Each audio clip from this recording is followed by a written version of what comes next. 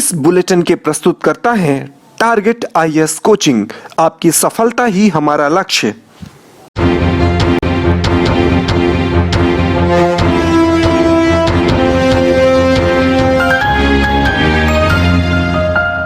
नमस्कार, आप देख रहे हैं रीवा दर्शन। मैं सचेता बघेल आपके साथ। आइए जान लेते हैं क्या है आज की प्रमुख खबरें। रीवा में 11 दिन के लिए किया गया है संपूर्ण जिले में लॉकडाउन। आपदा प्रबंधन समिति की बैठक में लिया गया है यह अहम निर्णय। विधानसभा अध्यक्ष की उपस्थिति में संपन्न हुई क्राइसिस मैनेजमेंट की बैठक, जिसमें 15 से 25 अप्रैल तक कर्फ्यू लगाने के आदेश जारी किए गए। बाबा साहब भीमराव अंबेडकर की मनाई गई 130वीं जयंती, कलेक्ट्रेट परिसर में उन्हें दी गई श्रद्धांजलि। और सुपर स्पेशलिटी हॉस्पिटल की एक और बड़ी उपलब्धि, हार्ट के मरीज को पहली बार लगाया गया डबल पेसमेकर चैम्बर। आइए जान लेते हैं इन खबरों को विस्तार से।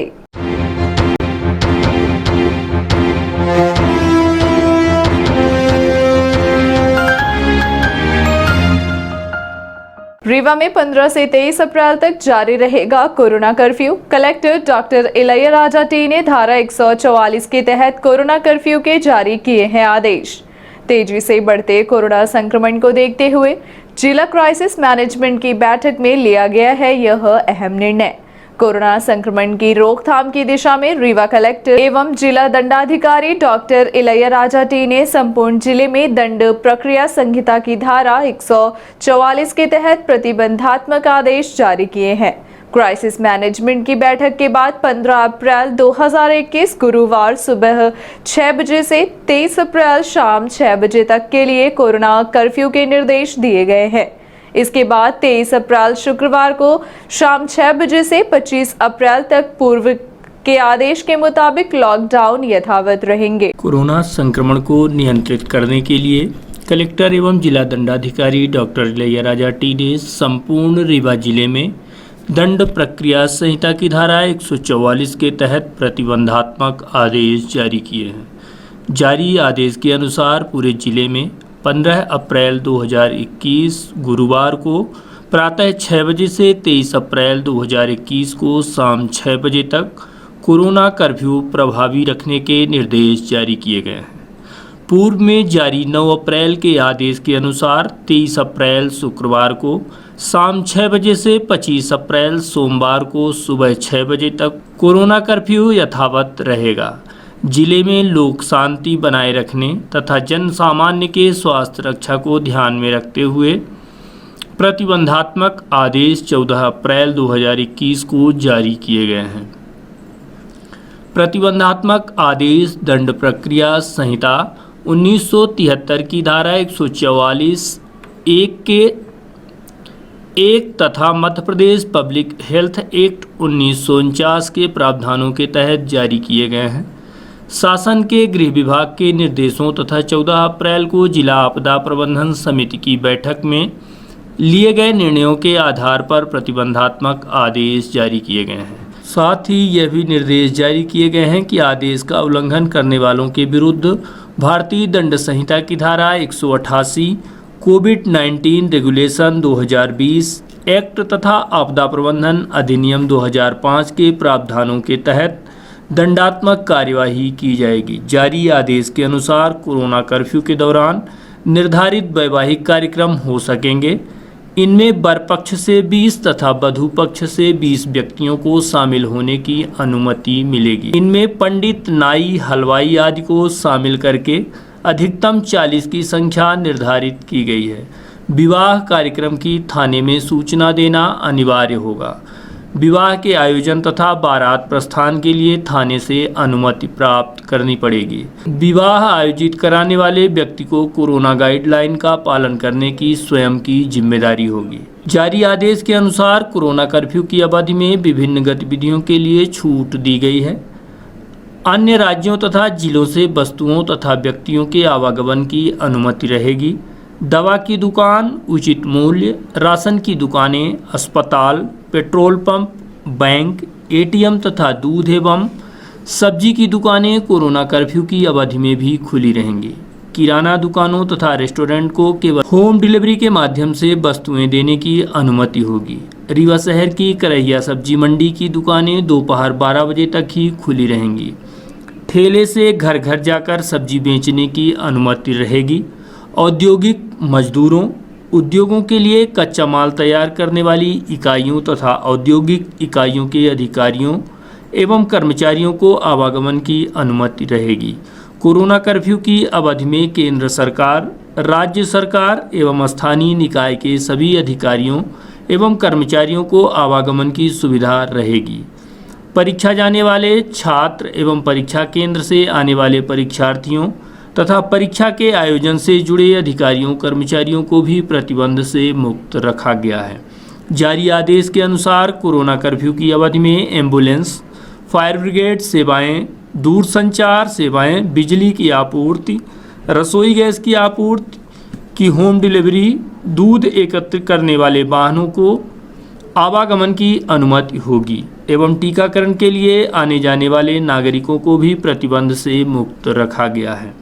बस स्टैंड, रेलवे स्टेशन एवं एयरपोर्ट से आने जाने वाले नागरिकों को प्रतिबंध से मुक्त रखा गया है। जारी आदेश के अनुसार केंद्र सरकार, राज्य सरकार एवं स्थानीय निकाय के शासकीय अधिकारियों तथा कर्मचारियों एवं अति आवश्यक सेवा में तैनात कर्मचारियों को आवागमन की अनुमति रहेगी। इलेक्ट्रीशियन, प्लम्बर तथा कारपेंटर की सेवा देने वाले लोगों को भी आवागमन की छूट रहेगी। निर्माण कार्यों में कार्य करने वाले मजदूरों को उसी परिसर में रहकर कार्य करने की अनुमति होगी। कृषि संबंधित सेवाओं जैसे कृषि उपज मंडी, उपार्जन केंद्र, खाद, बीज एवं कीटनाशक की बिक्री, कस्टम हायरिंग सेंटर, कृषि यंत्र तथा पशु आहार की बिक्री के लिए अनुमति रहेगी। आईटी कंपनी, बीपीओ तथा मोबाइल कंपनियों, सपोर्ट, स्टार्ट एवं ई कॉमर्स की सुविधाएं प्रतिबंध से मुक्त रहेंगी। समाचार पत्र के वितरण तथा अधिमान्य पत्रकार कवरेज के लिए आने जाने की छूट रहेगी। कमरे में भोजन उपलब्ध कराने की सुविधा वाले होटल में ठहरने की अनुमति दी जाएगी। प्रतिबंध की अवधि में आवश्यक वस्तुओं की होम डिलीवरी के लिए नगर निगम द्वारा आवश्यक प्रबंध किए जाएंगे। विधानसभा अध्यक्ष ने ली जिला आपदा प्रबंधन समिति की बैठक के दौरान सर्वसम्मति से यह निर्णय लिया गया है कि 15 अप्रैल से आगामी 25 अप्रैल तक लॉकडाउन यानी कि कोरोना कर्फ्यू का निर्णय लिया गया है। जिला आपदा प्रबंधन समिति की बैठक बुधवार को विधानसभा अध्यक्ष गिरीश गौतम की अध्यक्षता में कलेक्ट्रेट स्थित संपन्न हुई, जिसमें सर्वसम्मति से निर्णय लिया गया है कि कोरोना संक्रमण की चेन को रोकने के लिए 15 अप्रैल को प्रातः 6 बजे से 23 अप्रैल तक कोरोना कर्फ्यू लागू रहेगा। बैठक में सांसद जनार्दन मिश्रा, पूर्व मंत्री एवं विधायक रीवा राजेंद्र शुक्ल के अलावा जिले भर के विधायक मौजूद रहे। विधायकों के अलावा भाजपा जिलाध्यक्ष doctor Ajay Singh, collector doctor Ilaiya Raja T, police अधीक्षक राकेश कुमार सिंह, कमिश्नर नगर निगम मृणाल मीणा, अपर कलेक्टर इला तिवारी सहित समिति के सदस्य तथा शहर के सामाजिक संगठनों एवं व्यापारी संगठन व विभिन्न धार्मिक संगठनों के लोग मौजूद रहे। बैठक को संबोधित करते हुए विधानसभा अध्यक्ष गिरीश गौतम ने कहा कि कोरोना संक्रमण को रोकने समाज को आगे आना होगा। हर व्यक्ति मास्क लगाए, सोशल डिस्टेंसिंग का पालन करे तथा हाथ को बार बार धोए। उन्होंने कहा कि जिले में कोरोना कर्फ्यू को सख्ती से लागू किया जाए तथा इस महामारी को आमजन गंभीरता से लें तथा इसके भय से शासन के नियमों का पालन, तभी जिले में बढ़ते कोरोना के प्रकरणों का नियंत्रण पाया जा सकता है। श्री गौतम ने जिले वासियों से अपील की है कि सभी धर्म के लोग त्यौहार अपने अपने घरों में मनाएं तथा पाबंदियां स्वयं लागू करें, जिससे कोरोना के विरुद्ध लड़ाई में सफलता मिल सके। इस अवसर पर सांसद जनार्दन मिश्र ने कहा कि जिले में सख्ती बरतने के लिए अतिरिक्त पुलिस अधीक्षक, अतिरिक्त पुलिस बल की उपलब्धता की मांग की जाए ताकि नियमों का कड़ाई से पालन सुनिश्चित कराया जा सके। पूर्व मंत्री एवं रीवा विधायक राजेंद्र शुक्ल ने कोरोना संक्रमण की चेन को रोकने के लिए कोरोना कर्फ्यू का पालन कराने व पर्याप्त मात्रा में अस्पतालों में बेड की उपलब्धता सुनिश्चित कराने के निर्देश प्रशासन को दिए हैं। इस अवसर पर सभी विधायकों ने भी अपने अपने विचार व्यक्त किए। वहीं जिलाध्यक्ष अजय सिंह ने कोरोना संक्रमण से बचाव व पर्याप्त इलाज व्यवस्था के संबंध में बहुमूल्य सुझाव दिए। जनप्रतिनिधियों ने शहरी क्षेत्र के साथ साथ ग्रामीण क्षेत्रों में क्वारंटीन सेंटर बनाने व अन्य व्यवस्थाएं सुनिश्चित कराने की प्रशासन से अपेक्षा की। बैठक में सर्वसम्मत से निर्णय हुआ कि लोगों को इस बात के लिए जागरूक किया जाए कि कोरोना के टीके पूर्णतः सुरक्षित हैं। इसके लग जाने से संक्रमण का खतरा कम हो जाता है। उन्होंने टीकाकरण कार्य को गति देने की अपेक्षा भी की। बैठक में कलेक्टर डॉक्टर इलैयाराजा टी ने बताया कि जिले में विगत दिनों से कोरोना संक्रमण में वृद्धि हुई है। जिले में 954 एक्टिव केस हैं, जिनमें से रीवा शहर में 519 प्रकरण शामिल हैं। कोविड केयर सेंटर प्रारंभ किए जा रहे हैं। शासकीय व निजी चिकित्सालयों में बेड की उपलब्धता सुनिश्चित कराई गई है। सामाजिक संगठनों के संस्थानों में भी कोविड केयर सेंटर प्रारंभ किए जा रहे हैं। सामुदायिक स्वास्थ्य केंद्रों में भी 10-10 बेड के ऑक्सीजन के साथ उपलब्धता कराई जा रही है। उन्होंने बताया कि अभी तक जिले के 45 वर्ष से अधिक आयु के 2,51,000 लोगों को कोरोना वैक्सीन का टीका लगाया जा चुका है। कलेक्टर ने जिलेवासियों से अपील की है कि कोरोना कर्फ्यू का पालन कराने में सहयोग करें, तभी कोरोना संक्रमण को रोका जा सकेगा। कल 15 तारीख से सुबह से कोरोना कर्फ्यू 23 तक लगाए और सैटरडे संडे को यहाँ पे प्रदेश स्तरीय जो बंद रहता है कोरोना कर्फ्यू वो रहेगा। यहाँ पर जिला आपदा प्रबंधन समिति ने 23 तक का फैसला किया कोरोना कर्फ्यू। सारी व्यवस्थाएं की गई। उसमें कोरोना कर्फ्यू के भीतर गाइडलाइंस है, वो आपको मिल जाएगा क्या क्या हमने छूट दे के रखी है। ट्रेन से आने वालों को, पैसेंजर्स को आने वालों को तमाम दूध की सप्लाई का, ठेला की सप्लाई का, वो सारा का सारा व्यवस्था की गई है और पूरी तरह से जिला प्रशासन को लिखित किया गया है कि संबंध में वो देख लें और क्या सहूलियत दे सकते हैं और क्या सुविधा दे सकते हैं। ये पूरा जिला प्रशासन ये लॉकडाउन नहीं किया, अभी कोरोना कर्फ्यू लगाया 23 तक के लिए, 23 तक जिला स्तर से 23 तक के लिए कोरोना कर्फ्यू। बाबा साहब भीमराव अंबेडकर की मनाई गई जयंती, विधानसभा अध्यक्ष ने दी उन्हें श्रद्धांजलि। कलेक्ट्रेट परिसर में आयोजित हुआ कार्यक्रम 14 अप्रैल को कलेक्ट्रेट परिसर में संविधान निर्माता डॉक्टर भीमराव अंबेडकर की 130वीं जयंती मनाई गई।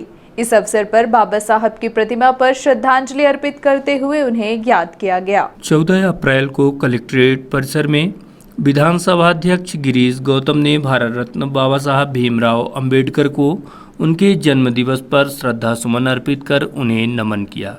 कलेक्ट्रेट परिसर रीवा में बाबा साहब की प्रतिमा के सम्मुख पुष्पांजलि अर्पित कर विधानसभा अध्यक्ष ने उनको स्मरण किया। इस दौरान सांसद रीवा जनार्दन मिश्र, पूर्व मंत्री एवं रीवा विधायक राजेंद्र शुक्ल के अलावा विधायक सिरमौर, विधायक मनगमा, विधायक त्योथर, श्यामलाल द्विवेदी, विधायक सिमरिया, केपी त्रिपाठी, भाजपा जिलाध्यक्ष डॉक्टर अजय सिंह, महामंत्री राजेश पांडे, राम सिंह सहित कलेक्टर डॉक्टर इलैयाराजा टी, आयुक्त नगर निगम मृणाल मीणा, अपर कलेक्टर इला तिवारी के अलावा अन्य जनप्रतिनिधि व प्रशासनिक अधिकारी मौजूद रहे। रीवा में लगाया गया पहली बार double pacemaker chamber, super speciality hospital की झोली में एक और बड़ी उपलब्धि।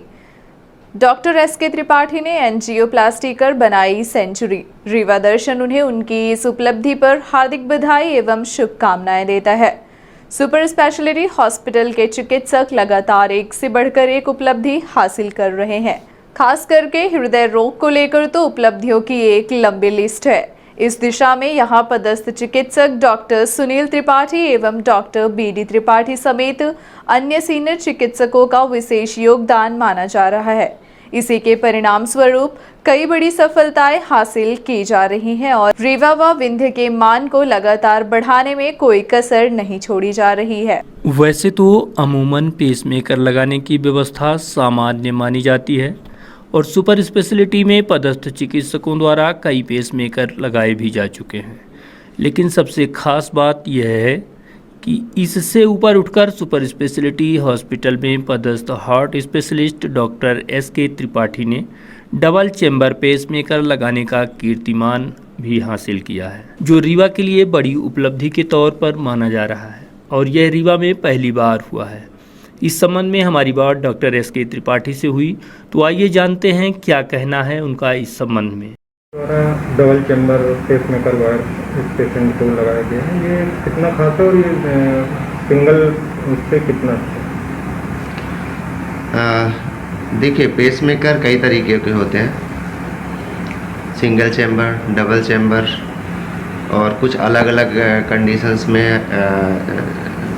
अलग अलग डिवाइसेस और भी लगाई जाती हैं जो पेसिंग भी करती हैं और हार्ट में अजीब टाइप की अगर धड़कन होती है तो उसको भी करेक्ट करती हैं। उनको आईसीडी बोलते हैं और जो एक हाई एंड डिवाइस है वो सीआरटी होती है। तो फ़िलहाल अभी सुपर स्पेशलिटी हॉस्पिटल रीवा में सिंगल चैम्बर पेसमेकर हम लोग रेगुलरली लगा ही रहे थे। अभी एक पेशेंट आए थे 60 year old male mister Y P. Pandey ji. उनको 2 एपिसोड बेहोशी के आए थे। ईसीजी में उनको ट्राइफेसिकुलर ब्लॉक था और बीच बीच उनको कंप्लीट हार्ट ब्लॉक के कारण बेहोशी आ रही थी। तो उनमें हमने डबल चैम्बर पेसमेकर लगाने का सोचा और कल ही उनका डबल चैम्बर पेसमेकर सक्सेसफुली किया और साथ में उसमें सेप्टल पेसिंग की। तो कुल मिला के double chamber pacemaker with septal pacing ये एक नए तरह की डिवाइस हो गई जिसमें हार्ट पूरी तरह से सामान्य की तरह धड़कता है और बाद में इस हार्ट के फंक्शन के डिटोरिएशन के चांसेस भी नहीं रहते। एक्चुअली में क्या होता है कि अगर सिंगल चैम्बर पेसमेकर लगाया जाता है तो हार्ट के एक ही चैम्बर को पेस करता है। जब एक चैम्बर को पेस करता है तो उसका कोऑर्डिनेशन दूसरे चैम्बर से नहीं रहता है, तो इससे क्या होता है कि हार्ट की पंपिंग धीरे धीरे कम होने लगती है। लेकिन अगर लीड को ऊपर के चैम्बर में और नीचे के चैम्बर में दोनों में फिक्स किया जाए, जिसे हम डबल चैम्बर पेसमेकर बोलते हैं, तो दोनों चैम्बर्स की कोऑर्डिनेटेड एक्टिविटी बनी रहती है और फ्यूचर में हार्ट के फंक्शन में कमी आने के चांसेस भी बहुत कम हो जाते हैं। तो इसलिए डबल चैम्बर पेसमेकर अपने आप में एक ख़ास टाइप का पेसमेकर है। थोड़ा सा जटिल प्रक्रिया है, थोड़ा सा टाइम ज़रूर लगता है, लेकिन इससे मरीज का हार्ट जो है वो पूरी तरह से सामान्य जैसे हो जाता है। अभी सर अपने यहाँ ये डबल चैम्बर कहाँ होता था? Double chamber pacemaker super speciality में तो पहली बार लगाया। इसके पहले रीवा में डबल चैम्बर पेसमेकर पहले भी जा चुके हैं, लेकिन सुपर स्पेशलिटी के लिए फर्स्ट टाइम है। बाकी बाहर दूसरी सिटीज़ में जो बड़ी बड़ी हॉस्पिटल्स हैं उनमें तो ये रेगुलर वे पे लगाया ही जाता है। कितना कठिन है सर इसको करना? थोड़ा सा कॉम्प्लेक्स प्रोसीजर ज़रूर है, लेकिन किया जा सकता है ईज़िली। यहाँ अपनी सुपर स्पेशलिटी में सारी सुविधाएं हैं, जो मशीनें हमें चाहिए वो सब अवेलेबल है, तो आसानी से यहाँ पे डबल चैम्बर पेसमेकर लगाया जा सकता है। अभी तक आपके द्वारा कितने यहाँ सुपर स्पेशलिटी हॉस्पिटल में? ये फर्स्ट टाइम है, double chamber pacemaker super speciality में ही फर्स्ट टाइम लगाया गया है। अभी पेशेंट की कैसी हालत है, किस तरह का? पेशेंट बिल्कुल स्वस्थ है। रोजमर्रा की चीज़ें? हाँ, अभी तो एडमिटेड है। छुट्टी होने 2 के दिन बाद में भी डिस्चार्ज। हाँ, वो अपनी सारी एक्टिविटी कर सकते हैं। सुपर स्पेशलिटी हॉस्पिटल में पहली बार ऑपरेशन करके डबल पेसमेकर चेंबर लगाए जाने के बाद अस्पताल में भर्ती मरीज से भी बात की गई, तो उनके द्वारा बताया गया कि वह पूरी तरह से स्वस्थ हैं और उनका अस्पताल में बेहतर इलाज भी चल रहा है। सुपर स्पेशलिटी हॉस्पिटल एवं यहाँ के चिकित्सकों द्वारा किए जा रहे इलाज से मरीज भी अत्यंत खुश देखे जा रहे हैं। हमारी बात हार्ट पेशेंट से हुई जिसे डबल चेंबर पेसमेकर लगाया गया है, तो आइए जानते हैं ऑपरेशन के बाद मरीज का क्या कहना है। 15-20 दिन पहले हमें चक्कर आना शुरू हुआ, थोड़ा भी नीचे झुके चक्कर खाके लग गए और उसके बाद एक दिन अचानक हम गिरे और बेहोश हो गए। तो हमें पता नहीं, लोगों ने ये बताया देखने वालों ने कि आपके दोनों पैर और हाथ फटा दें और जीभ बाहर निकल आई, आँखें सफ़ेद करीब 3-4 दिन तक हम बेहोश। उसके बाद गिरने के पहले हमें आभास हो रहा है, गर्मी लगी और लगा कि जमने दे रहा है। तो हमने कहा कि हमारे से भी पानी डालो, इतना पहले हम बेहोश थे। पहले भी ऐसा कुछ आपके साथ? अभी आपको कैसा लग रहा है ऑपरेशन होने अब में? आ रहा हूँ, अभी हम पैदल चले गए। क्या नाम है आपका? यहाँ पर ये 3 साल पांडे, मैं आयुर्वेद चिकित्सक हूँ। कहाँ के लिए? ये जमुई से रिटायर, जमुई गए कटरा निवास। अभी कहाँ निवास है आपका? अब तो यहाँ पर पश्चिम बंगाल में तृणमूल कांग्रेस नेता द्वारा अनुसूचित जाति के लोगों का किया गया अपमान, जिसको लेकर भाजपा जिलाध्यक्ष अजय सिंह के नेतृत्व में कलेक्टर को सौंपा गया ज्ञापन। ऑल इंडिया तृणमूल कांग्रेस की नेता सुजाता मंडल खान द्वारा पश्चिम बंगाल के अनुसूचित जाति के लोगों पर अपमानजनक टिप्पणी किए जाने के विरोध में भाजपा जिलाध्यक्ष अजय सिंह द्वारा Rewa collector doctor Ilaiyaraaja T को महामहिम राष्ट्रपति के नाम संबंधित ज्ञापन सौंपा गया है। इन दिनों पश्चिम बंगाल में चुनावी दौर चल रहा है, जहां राजनीतिक पार्टियों द्वारा लगातार बयानबाजी का दौर जारी है। इसी तरह एक बयान पश्चिम बंगाल में ऑल इंडिया तृणमूल कांग्रेस नेता सुजाता मंडल खान का आया, जिसके बाद भारतीय जनता पार्टी के नेताओं ने उसका विरोध जताना शुरू कर दिया है। दरअसल उन्होंने बयान में अनुसूचित जाति समुदाय के लोगों को लेकर अत्यंत अपमानजनक टिप्पणी करते हुए कहा है कि भिखारी स्वभाव के होते हैं या अभाव से पश्चिम बंगाल में एससी स्वभाव से भिखारी हैं। ममता दीदी के इतना करने के बाद भी बीजेपी के पास पहुंच गए हैं।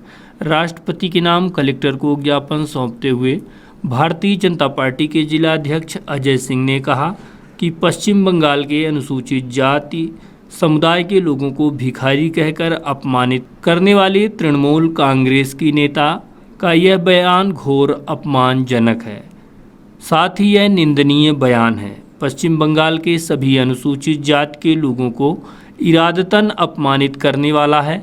ऐसे नेता व पार्टी के विरुद्ध कार्यवाही की जानी चाहिए। अभी कुछ दिन पूर्व पश्चिम बंगाल चुनाव के अंदर तृणमूल कांग्रेस की नेता सुजाता मंडल खान के द्वारा जो हमारे SC/ST वर्ग के भाई बहन हैं उनको जिस तरह से भिखारी कह के संबोधित किया, यह निश्चित तौर पर आज आज़ादी के 70 वर्षों के बाद उनकी मानसिकता का द्योतक है और भारतीय जनता पार्टी इसे अपने SC/ST भाई बहनों का घोर अपमान समझती है कि आज 21वीं सदी में भी हम उन्हें भिखारी, और यह तृणमूल की मानसिकता का द्योतक है। हमने राष्ट्रपति को नाम ज्ञापन माननीय कलेक्टर महोदय के माध्यम से सौंपा है और राष्ट्रपति महोदय से भारतीय जनता पार्टी मांग करती है कि तथाकथित इस तरह के नेताओं के खिलाफ तत्काल कार्रवाई की जाए, बल्कि इस तरह पूरी पार्टी के खिलाफ कार्रवाई की जाए कि जिससे कि इन लोगों के अपमान को बचाया जा सके। धन्यवाद। कोरोना संक्रमण को लेकर राहत की खबर। कई दिनों बाद थमी संक्रमित मरीजों की संख्या। बुधवार को कोरोना संक्रमण के 204 मरीज सामने आए हैं, जो थोड़ी सी राहत भरी खबर मानी जा रही है, क्योंकि तेजी से बढ़ रहे संक्रमण में कई दिनों बाद कमी आई है। नहीं तो प्रत्येक दिन दोगुनी तेजी से संक्रमित मरीजों की संख्या में इजाफा होता था। बुधवार को 1024 लोगों के सैंपल लिए गए हैं, जिसमें 204 लोगों की रिपोर्ट पॉजिटिव आई है। हालांकि कहीं ना कहीं जांच भी कम लोगों की गई है। बुधवार को आई स्वास्थ्य विभाग की रिपोर्ट में आंशिक राहत देखी जा रही है। स्वास्थ्य विभाग की रिपोर्ट के मुताबिक 1024 लोगों के सैंपल लिए गए, जिसमें 204 लोग संक्रमित पाए गए हैं, जिसमें रीवा शहर में अकेले एक दिन में 123 संक्रमित मरीज पाए गए। वहीं गोविंदगढ़ की बात करें तो 10 मरीज सामने आए हैं। नई गढ़ी से 1, गंगेव से 14 संक्रमित पाए गए हैं। रायपुर करचुलियान में 6, मऊगंज में 7, हनुमना में 1, जवा में 4, त्योंथर में 8 मरीज पाए गए हैं। इसके अलावा रीवा के बाद सबसे अधिक सिरमौर में 30 मरीज सामने आए हैं।